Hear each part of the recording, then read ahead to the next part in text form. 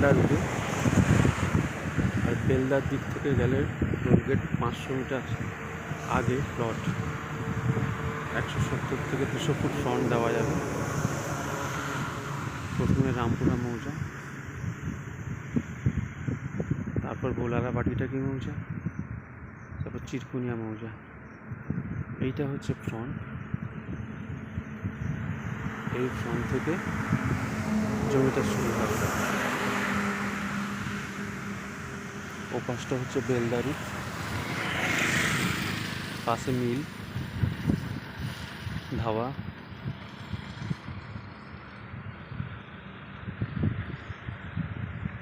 বিস্তীর্ণ মাঠ।